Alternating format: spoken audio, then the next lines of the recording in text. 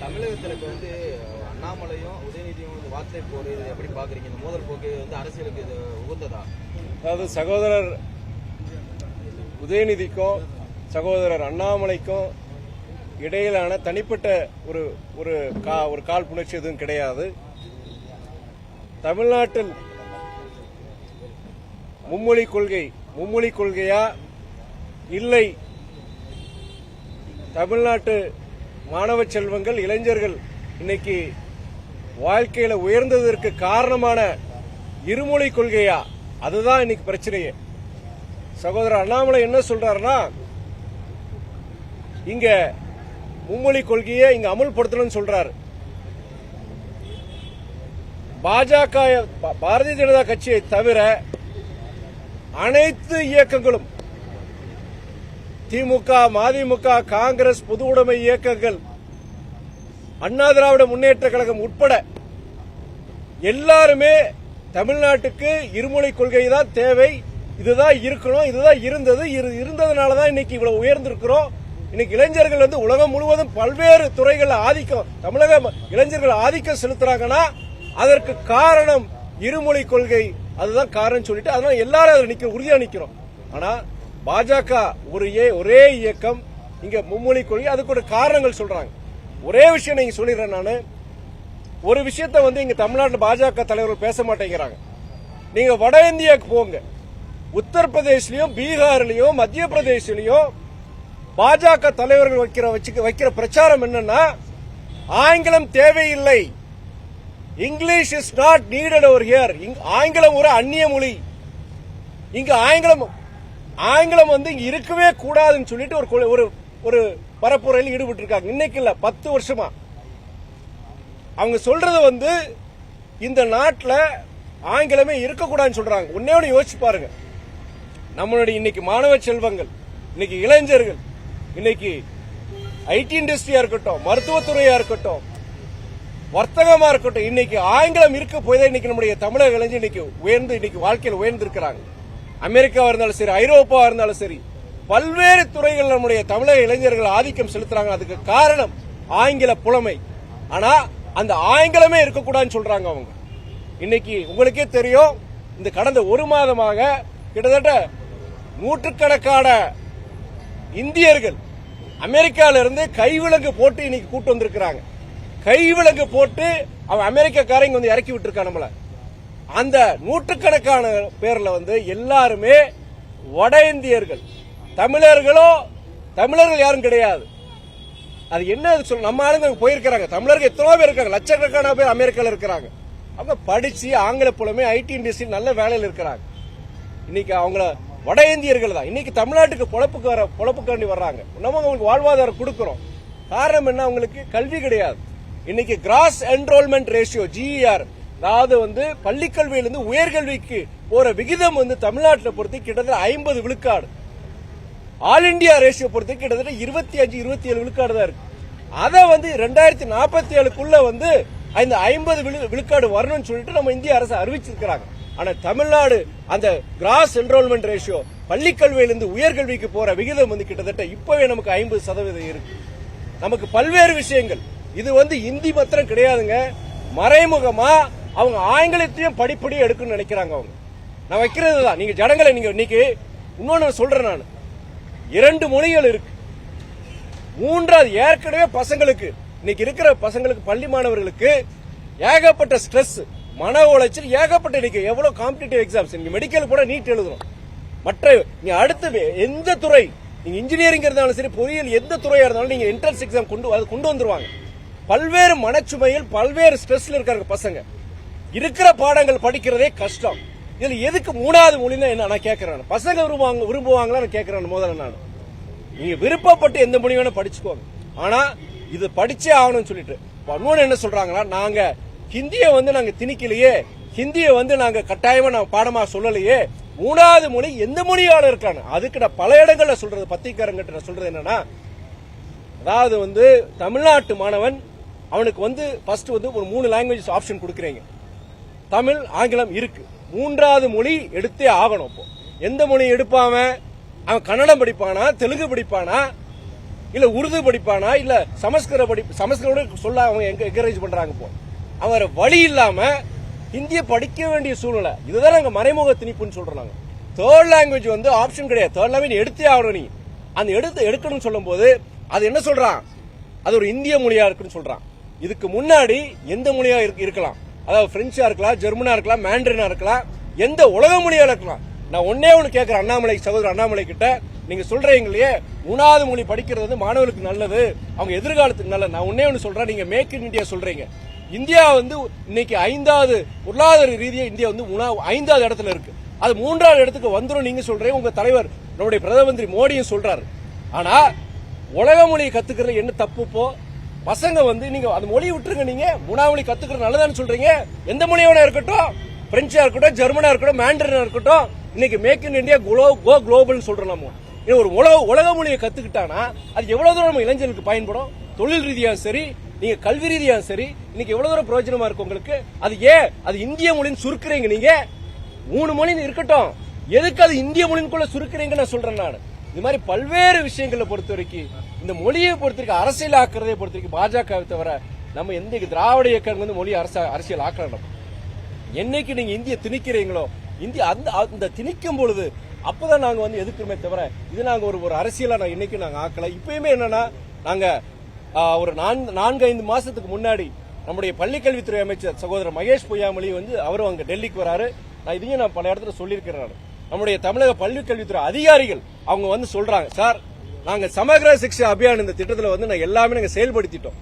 உங்களுடைய அதிகாரிகளே, ஒன்றிய பள்ளிக்கல்வித்துறை அதிகாரிகளே என்ன சொல்லியிருக்காங்கன்னா, இந்த சமக்ர சிக்ஷா அபியான் படி தமிழ்நாடு நல்ல சிறப்பா பண்ணிட்டு இருக்காங்க அப்படின்னு அவங்களே சொல்லியிருக்காங்களே. இந்த திட்டத்தின்படி எங்களுக்கு உண்டான நிதியை கொடுங்க. எதுக்கு நீங்க NEP நேஷனல் எஜுகேஷன் பாலிசி இது நீங்க ஒட்டு போடுறீங்க? நீங்க சொல்ற திட்டத்தில் நீங்க சொல்றபடி நாங்க நடந்துக்கல செய்யலன்னா நீங்க நிதி கொடுக்க வேண்டாம்.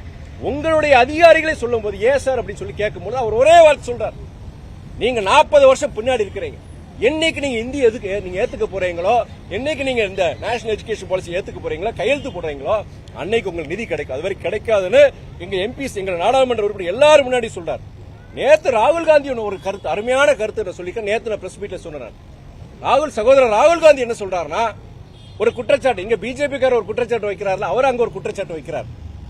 என்ன குற்றச்சாட்டுனா, நீங்க பாஜக இது வந்து மத்திய பிரதேஷ், உத்தரப்பிரதேஷ், பீகார் போன்ற வட மாநிலங்கள்ல பாஜக வைக்கிற பிரச்சாரம் ஆங்கிலம் வேண்டாம், ஆங்கிலம் அறவே கூடாது, ஹிந்தி தான் இருக்கணும், ஹிந்தி வழியில பசங்க கத்துக்கணும் சொல்லி அவங்க பிரச்சாரம் பண்றாங்க. எத்தனை பாஜக வீட்டு பிள்ளைகள் அவங்க வந்து இன்னைக்கு ஹிந்தி மீடியம் படிக்கிறாங்க? எல்லாருமே 99 விழுக்காடு வந்து அவங்க இங்கிலீஷ் மீடியம் தான் படிச்சுட்டு இருக்காங்க. ராகுல் காந்தி கேட்கிறார், அவர் என்ன சொல்றாருன்னா, நீங்க சொல்றது ஒண்ணு செய்யறது ஒண்ணு, உங்க வீட்டு பிள்ளைகளே வந்து இங்கிலீஷ் மீடியம் தான் படிக்கிறீங்க, சாதாரண வீட்டு ஏழை பிள்ளைகள், குறிப்பா பின்தங்கிய மக்கள், தலித் மக்கள், இவங்க எல்லாம் வந்து நீங்க ஹிந்தி மீடியம் சொல்றீங்க. அப்ப இவங்களை வந்து வளரக்கூடாது, இந்த பின்தங்கி இருக்குன்னு நினைச்சு அந்த நோக்கத்துல நீங்க சொல்றீங்கன்னு சொல்லிட்டு அவர் அங்க குற்றச்சாட்டு வச்சிருக்கிறார். நான் இன்னைக்கு அடுத்தபடியா சொல்றேன், ஹிந்தி தமிழ் விட்டுருங்க, ஆங்கிலம் கூடாது, இந்த நாட்டில் இருக்கக்கூடாதுன்னு சொல்லிட்டு அவங்க சொல்றாங்க, பாஜக தலைவர்கள் சொல்றாங்க. அதை நீங்க ஏத்துக்குவீங்களான்னு கேட்கிறேன் நான்.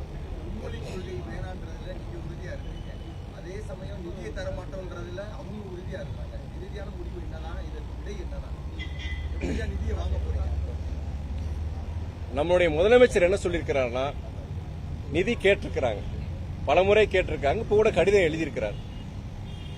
ஆனா அவர் என்ன அப்படி அவங்க நிதி கொடுக்கலன்னு வச்சுக்கோங்களேன், நிதி கொடுக்கலன்னா இருக்கிற ஏற்கனவே பற்றாக்குறை, நிதி பற்றாக்குறை இருக்கு.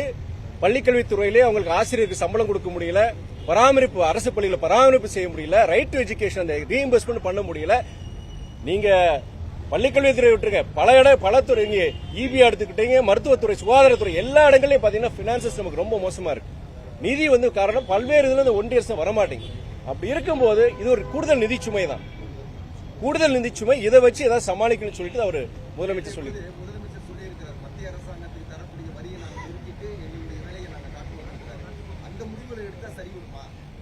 சிரமம் தான், இல்ல சிரமம் தான், மறுக்கிறது கிடையாது. ஏற்கனவே சிரமப்பட்டு தான் இருக்கும். கடந்த 10 ஆண்டுகளாக தமிழ்நாட்டுக்கு வர வேண்டிய நிதி வரல. உங்களுக்கு சமக்ர சிக்ஷன் அபியான் மாத்திரம் கிடையாது, நீங்க சென்னை மெட்ரோ ரயில் Phase 2 26,000 கோடி நமக்கு வர வேண்டியது இருக்கு. ஒன்றிய அரசுடைய பங்கு இது வரைக்கும் அந்த பணம் வரல நமக்கு. அதுமே நம்ம வந்து திட்டம் அல்ல தொய்வு ஏற்பட்டுக்கூடாதுன்னு சொல்லி நம்ம தமிழக அரசும் அது பண்ணிட்டு இருக்கிறாங்க. அதே மாதிரி உங்களுக்கு தெரியும், மிஷாங் புயல் நம்ம கிட்டத்தட்ட 37,00,000 லட்சம் கோடி நம்ம கேட்டிருந்தோம். அதாவது சுப்ரீம் கோர்ட் தலையிட்டு பிறகு கிட்டத்தட்ட 276 தான் கோடி தான் கொடுத்திருக்காங்க. கேட்டது 37,000 லட்சம், கொடுத்தது 276 கோடி. 1% கூட நமக்கு வரல. இப்போ பெங்கல் புயல்ல கிட்டத்தட்ட நம்ம 6,675 கோடி நம்ம கேட்டிருக்கோம், ஒரு பைசா வரல. பக்கத்தில் இருக்கிற கேரளாக்கு அவங்க கொடுக்கல. இப்பதான் போன வாரம் தான் அனௌன்ஸ்மெண்ட் பண்ணிருக்காங்க. பாஜக அல்லாத பிற அரசியல் கட்சிகளுடைய அவங்க ஆட்சி செலுத்துகிற மாநிலங்களை பொறுத்த வரைக்கும் இந்த நிதி கொடுக்காம இருக்கிறது, அது மூலியமா மக்கள் மத்தியில் ஒரு அவப்பேர் உருவாக்குறது, இல்ல ஆளுநருக்கு மூலியமா ஒரு அரசாங்கத்துக்கு வந்து மாநில அரசாங்கம் சிக்கலை உருவாக்குறது, இது ஒரு பொலிட்டிக்கல் ஸ்ட்ராட்டஜியா பிஜேபி வச்சிருக்காங்க. கஷ்டம் தான், நீங்க சொல்ற கஷ்டம் மறுக்கிறது கிடையாது. மாநில அரசு அனுமதி என்று சிபிஎஸ்இ பள்ளி நீ தொடங்கலாம் அப்படின்னு ஒரு அறிவிப்பு கொடுத்திருக்காங்க. எப்படிங்க? மாநில அரசு அனுமதி இல்லாம சிபிஎஸ்இ பள்ளி தொடங்கலாம் அப்படின்னு சிபிஎஸ்இ கல்வி இயக்கத்துக்கு ஒரு அறிவிப்பு கொடுத்திருக்காங்க. இது எப்படி பாக்குறீங்க? கல்வி பொறுத்த வரைக்கும், எஜுகேஷன் பொறுத்த வரைக்கும் கன்கரண்ட் லிஸ்ட்ல இருக்கு. உங்களுக்கு கன்கரண்ட் லிஸ்ட்னாலே என்ன, கன்கரண்ட் அர்த்தமே என்னன்னா கன்கரன்ஸ். அதாவது மாநிலங்களும் சரி ஒன்றிய அரசு சரி 2 பேரும் சேர்ந்து பேசி அந்த மாநிலங்களுக்கு உண்டான தேவைகள், நீங்க வந்து இருக்கிற எல்லாமே ஒரே மாதிரி தேவைகள் இருக்காது. இப்ப நமக்கு பாத்தீங்கன்னா நான் சொல்ற மாதிரி ஜிஏ ரேஷியோ, அதாவது உயர்கல்விக்கு போற அந்த விகிதம் பொறுத்த வரைக்கும் மாணவர்கள் கிட்டத்தட்ட 50 விழுக்காடு இருக்கு. யூபி எல்லாம் போட்டீங்க ரொம்ப கம்மியா இருக்கு, பீகார்ல அதோட கம்மியா இருக்கு. அதே நேரத்தில் வந்து அந்தந்த மாநில மாணவர்களுக்கு என்னென்ன தேவைகள் பார்த்து பேசி செஞ்சு முடிவெடுக்க வேண்டியதா இந்த பாலிசி. எஜுகேஷன் பொறுத்த வரைக்கும் நீங்க சிபிஎஸ்இ பொறுத்த வரைக்கும் நீங்க அப்படி மாநில அரசுக்கு எந்தவித இது நீங்க வாங்க வேண்டாம், நீங்க என்ஓசி வாங்க வேண்டாம், நீங்க டைரக்டாவே எங்களுக்கு அப்ளை பண்ண கொடுத்துருவோம் சொல்லிட்டு சொன்னாங்கன்னா, அப்போ நீங்க மாநில அரசுகளுக்கு வந்து எந்தவித நீங்க உரிமைகளை பறிச்சிட்டு இருக்கீங்க. இது ஒரு விதத்துல தான் அவங்க பறிக்கிறாங்க.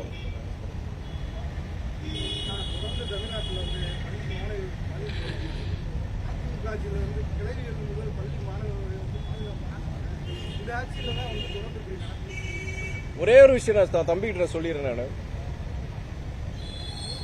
குறிப்பிட்ட நீங்க சொல்ற இந்த கடந்த ஒரு வாரத்தில் நிறைய பிரச்சனை நடந்திருக்கு. ஒரு பள்ளியில 2-3 பள்ளிகள் நடந்திருக்கு, தனியார் பள்ளியில் நடந்திருக்கு, அரசு பள்ளியில் நடந்திருக்கு.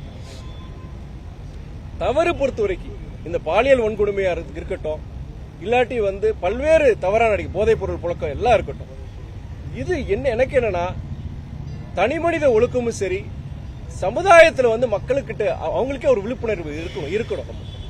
அரசாங்கம் பொறுத்த வரைக்கும் அரசாங்கமும் சரி காவல்துறையும் சரி சட்டத்திட்டங்களை வச்சிருக்கிறாங்க. இந்த தவறை செய்யக்கூடாது, தவறு நடக்கும் போது அந்த தவறு செய்யறவங்களை நடவடிக்கை எடுக்கிறாங்க. மறுபடியும் அந்த தவறு நடக்கக்கூடாது சட்டங்களை கூட்டுறாங்க. நீங்க சொல்ற மாதிரி பாலியல் வன்கொடுமை விஷயமா நீங்க வந்து அந்த மாதிரி தவறுகள் ஈடுபடுறவங்களுக்கு கூடுதல் தண்டனை, ஆயுள் தண்டனை கூட கொடுக்கணும்னு சொல்லிட்டு சட்டமன்றத்தில் ஒரு சட்டத்தை கூட நிறைவேற்றினாங்க.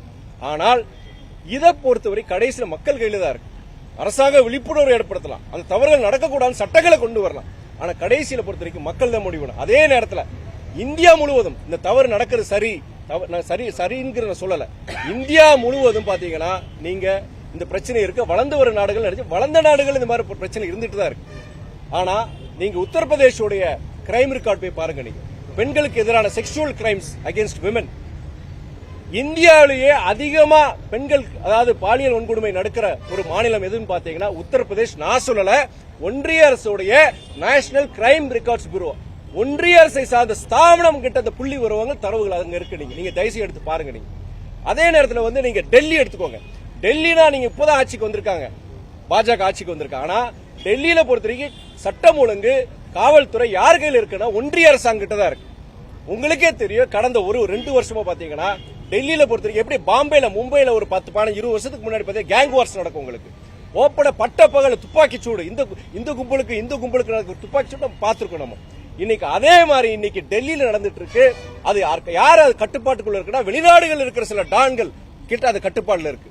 அது மாத்திரம் இல்லாம அங்க இருக்கிற பள்ளிகளுக்கு வந்து மாசத்துக்கு 2 பள்ளி 3 பள்ளிகள் வெடிகுண்டு மிரட்டல்கள் வருது.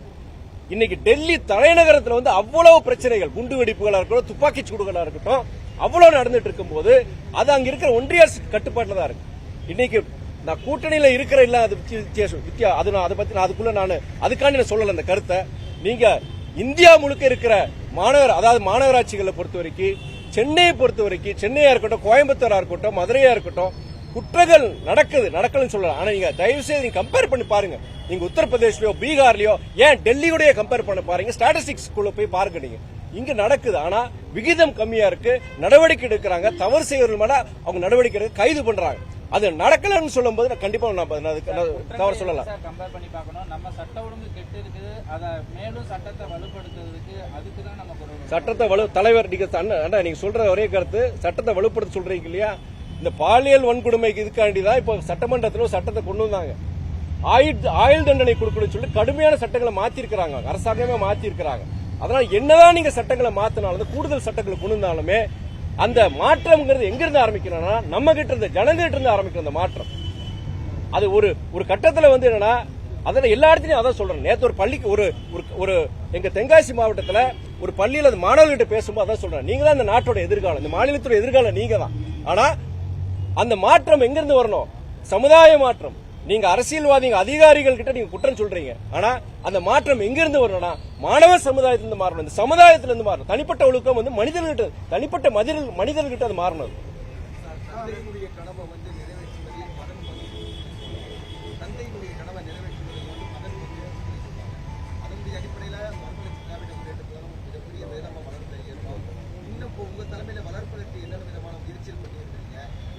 மட்டுமே ஆதரவு பேசுறதை விடுத்துட்டு நம்ம இயக்கத்தை வளர்ப்பதற்கு என்ன மாதிரியான பயணங்கள்? நான் அரசியலை பொறுத்த வரைக்கும் I am an accidental politician. ஒரு விபத்தில் அரசியலுக்குள்ள வந்தவன் தான். அரசியல நான் ஒரு எல்கேஜி தான், கத்துக்குட்டின்னு சொல்லுவாங்க, கிண்டலா சொல்லுவாங்க. நானே சொல்லிக்கிறேன் நான் கத்துக்குட்டி தான். எனக்கு அரசியல் அனுபவம் கிடையாது. அரசியல்வாதிகள் அதிகாரத்தை எதிர்த்தவன் தான் நான், பிடிக்காதவன் தான். ஆனா ஒரு கால சூழ்நிலை ஒரு சூழ்நிலை அரசியலுக்குள்ள வரேன் நான். இன்னைக்கு பொறுத்த வரைக்கும்னா நான் கூட்டணிக்காண்டி சில இதில் பேசல. நான் சில விஷயங்கள் பொறுத்த வரைக்கும் இந்த நீங்க இருமொழி கொள்கை மும்மொழி கொள்கை செய்யும் பிராக்டிகல் இது வச்சு நான் பேசுறேன். நான் இது நான் ஒரு எங்க தரப்பு ஒரு கூட்டணியை அவங்களுக்காண்டி நான் வாதாடுறதுக்காண்டி சொல்லல. நான் ரெண்டாவது விஷயம் பொறுத்த வரைக்கும் எங்களுக்கு தனித்தன்மை இருக்கு. நாங்க கூட்டணியில் இருக்கிறோம். நாங்க அதே நேரத்தில் இந்த இயக்கம் பொறுத்த வரைக்கும் போன இடம் உங்களுக்கே தெரியும். உங்களுக்கு நான் நாடாளுமன்ற தேர்தல் நிற்கும் போது நான் எந்த இதுல நான் நின்று எங்களுடைய இயக்கம் எங்களுடைய தனிச்சின்னத்துல தான் நாங்க நின்று நான் எங்களுக்குன்னு தனித்தன்மை இருக்கு. இன்னைக்கு நம்மளுடைய சட்டமன்ற உறுப்பினர் அண்ணன் பூமிநாதன் இருக்கிறாரு. எங்க இயக்கத்துல மூத்தவங்க இருக்கிறாங்க. எனக்கு வழி நடத்துறதுக்கு எனக்கு ஆலோசனை சொல்லி என்ன பண்றதுக்கு நிறைய பேர் இருக்கிறாங்க. ஒரு நம்பிக்கை. நான் உடனே இந்த கட்சியை பிரமாதமா கொண்டு வர கிடையாது. நான் விரும்பி வரல. என் அரசியல இழுத்துட்டு வந்தது இந்த கட்சியோட நிர்வாகிகளும் தொண்டர்களும் தான் இழுத்துட்டு வந்தாங்க. நான் வந்துட்டேன். நான் வந்ததுக்கு அப்புறம் என்னால முடிஞ்ச வரைக்கும் இப்ப நாடாளுமன்ற உறுப்பினராக திருச்சியில் என்னால சக்திக்கு மீறி என்னால எவ்வளவு செய்ய முடியும், ஜனங்களுக்கு செய்ய முடியுமோ இந்த பதவியை வச்சுக்கிட்டு இந்த அரசியலை வச்சுக்கிட்டு செய்யணும்னு நினைக்கிறேன். நான் அதுக்கப்புறம் ஆண்டவனுடைய நான் கடவுள் மேல் நம்பிக்கை இருக்கிறவன். எனக்கு கூட இன்னைக்கு நாடாளுமன்றத்தில் நல்லா பேசுறீங்க பல பேர் சொல்லும் போது பல பேர் நம்ம ஆளுங்கட்சியில் நம்ம இருக்கிற நம்ம கூட்டில் இருக்க இந்தியா கூட்டணி சார்ந்தவங்க கேரளா எம்பி சொன்னாங்க, மகாராஷ்டிரா எம்பி, நம்ம திமுக நாடாளுமன்றம் எல்லாரும் பாராட்டும் போது ஒரே வார்த்தை எனக்கு அந்த நேரத்தில் நான் சொன்ன ஒரே ஒரு வார்த்தை, காது கேளாதவனுக்கு காது கேட்க வச்சிருக்கிறார், குருடனை பார்க்க வச்சிருக்கிறார், பேச தெரியாத இந்த கடவுள் என்ன இந்த ஆசீர்வதித்து என்ன பேச வச்சிருக்கிறார். அதை நான் சொன்னேன். சார் மும்மொழி கொள்கை விவகாரத்துல இளைஞர்களை பின்னோக்கி செல்ல வேண்டாம் அப்படின்னு சொல்லி இவர் முருகன் மத்திய இணையமைச்சர் என்ன சொல்லியிருக்காரு? மும்மொழி கொள்கை விவகாரத்துல அரசியல் செய்கிறார் முதல்வர், இளைஞர்களுடைய வளர்ச்சியை பின்னோக்கி இழுக்க வேண்டாம் அப்படின்னு சொல்லி எல்முருகன் சொல்லியிருக்கிறார். அதாவது இப்போ உத்தரப்பிரதேஷ் உடைய மாணவர்கள், பீகார் மாணவர்கள், தமிழ்நாட்டு மாணவர்கள் யார் முன்னணியில் இருக்கிறாங்க, யார் பின்னாடி இருக்கிறாங்க, யார் இங்க பொழப்பு காட்டி இங்க தேடி வர்றாங்க, நம்ம மாணவர்கள் எங்க போறாங்க? நம்ம மாணவர்கள் இன்னைக்கு ஐரோப்பா அமெரிக்கான்னு சொல்லிட்டு ஒயிட் கலர் ஜாப்ஸ் போயிட்டு இருக்காருங்க. அவங்க பாவம், அவங்க குறையா சொல்லல, எல்லாரையும் நம்ம மதிக்கிறோம். ஆனா அவங்க வரதே எதுக்காண்டி? அங்க வாய்ப்புகள் இல்ல, யூபியில பீகார்ல வாய்ப்புகள் இல்ல, அப்படி இங்க வராங்க. சரி வெளிநாடுக்கு போக வேண்டியதான்னு சொல்லிட்டு அங்கேயுமே பாத்தீங்கன்னா இன்னைக்கு அமெரிக்கா நான் சொன்னலையா கிட்டத்தட்ட யாரும் 300 பேர் இன்னைக்கு நாடு கடத்தி இன்னைக்கு இந்தியா கொண்டு வந்திருக்காங்க. அமெரிக்கால இருந்து கைவிளக்கு போட்டு கொண்டு வந்திருக்காங்க. அவங்க எல்லாருமே வட இந்தியர்கள் தான். அங்க கல்வி சரியில்லை, வாழ்வாதாரத்துக்காண்டி அன்னைக்கு பிழைப்புக்காண்டி இன்னைக்கு அமெரிக்காவுக்கு அவங்க போனாங்க, சரி இன்னைக்கு அனுப்பிச்சிருக்காங்க. நம்ம மாணவர்கள் அதே மாதிரி அமெரிக்காவுக்கு போயிருக்காங்க, படிச்சு இன்னைக்கு ஐடி இண்டஸ்ட்ரியில இன்னைக்கு பல ஃபார்ச்சூன் 500 கம்பெனிஸ்ல இன்னைக்கு முதன்மை அதிகாரிகளா இருக்கிறாங்க. இன்னைக்கு பல்வேறு துறைகள் ஐடி இண்டஸ்ட்ரி பத்தின பல்வேறு துறைகள் இன்னைக்கு ஆதிக்கம் செலுத்துறாங்க நம்ம தமிழக இளைஞர்கள். யாரு முன்னாடி யாரு பின்னாடி? அண்ணன் முருகன் அதை யோசிச்சு பார்க்கணும்.